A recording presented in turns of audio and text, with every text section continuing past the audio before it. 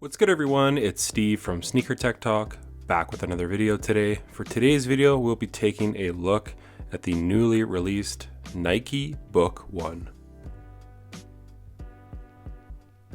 Alright, so really quickly we will take a look at the box for the Nike Book 1. Obviously you see it is kind of like a white and brown box. The size tag label does read Book 1, Light Orwood Brown Multicolor.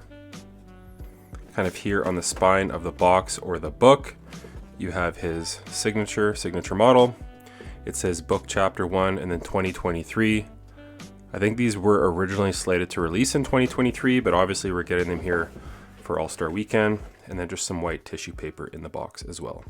Alright, so this is going to be a quick overview of the Nike Book 1. Obviously I will have a full performance review of this model, but I just wanted to get this video out for people that are considering this shoe and wanting to kind of know the tech breakdown and how they fit. But as always, starting at the bottom of the shoe, these do have a translucent outsole, and this is a full-length herringbone traction pattern. These grooves are pretty deep and they're actually quite firm, so I do think you could bring these outdoors. Just from my initial try on my hardwood, they squeak very loud and grip it very nicely. And I will be getting these on court tomorrow and basically the rest of the week coming up here. So the traction I think is going to be pretty good. As far as the cushioning on the Nike Book 1, you do have a full-length Cushlon midsole. On the medial side right here, it is an exposed Cushlon, sorry. On the lateral side, it's a lot more firm. I think this is more of like a Phylon, but the bed underfoot is full-length Cushlon. And then in the heel, you do have an extra large Zoom bag. I believe it's 14 millimeters. It's very springy underfoot and very comfortable. So as far as impact protection at the back of the shoe, it's going to be very nice. And towards the front of the shoe, you're going to get more court feel. So far from my initial try on, they are very comfortable on foot. Now, as far as the fit goes for these, I'm usually a 10.5 in all of my Nike basketball shoes, and I mean all. I'm usually never an 11. With these, I tried on a 10.5, and my toe was literally busting through the end of the shoe. Even in a size 11, they're very snug still.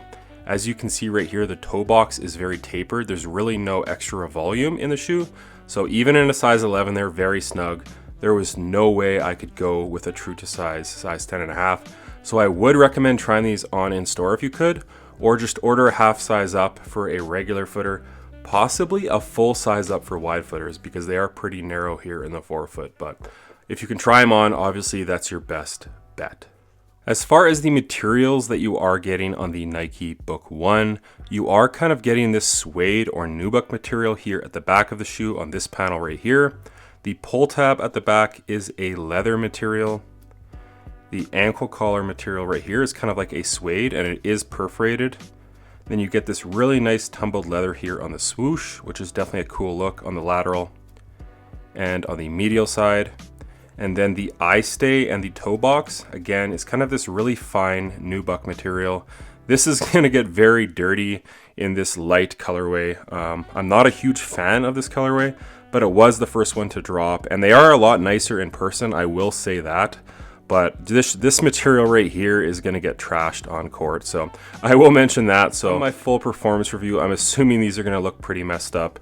And then right here, it's kind of like a twill or wool material right here.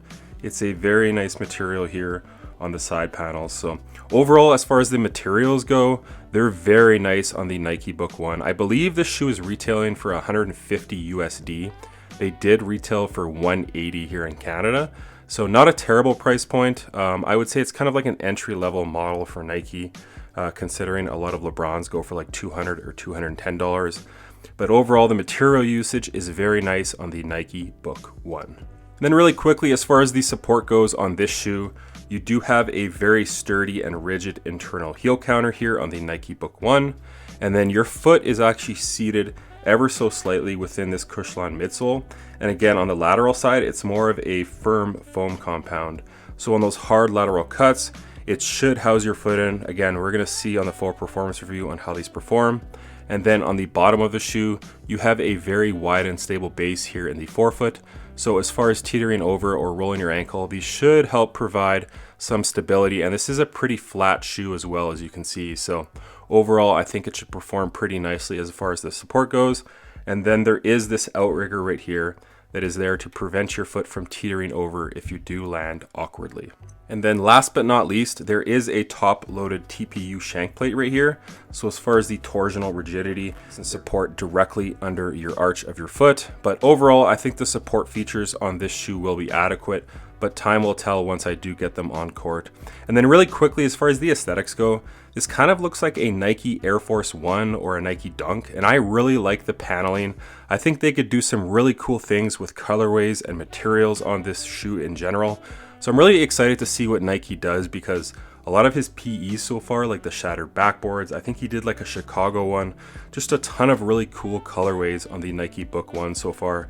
But the debut colorway here for me is a little bit underwhelming. But just from my initial try on, I would have to say some of the standout features so far would be the very snug one-to-one fit, again going up half a size. The cushion in the heel, that Zoom bag, is very springy and offers a ton of impact protection from my initial try on. And then that traction right here was really loud, and I think this is going to do great on court. So let me know down in the comments what you guys think of the Nike Book One.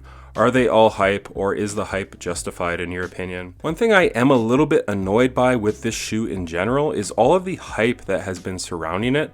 Like, it's been a good 6 months of Nike kind of promoting it, or all of the leaks happening, Devin Booker wearing them in general, and then coming up on the debut weekend here at All-Star Weekend for the shoe in general, we get a pretty lackluster colorway, in my opinion at least.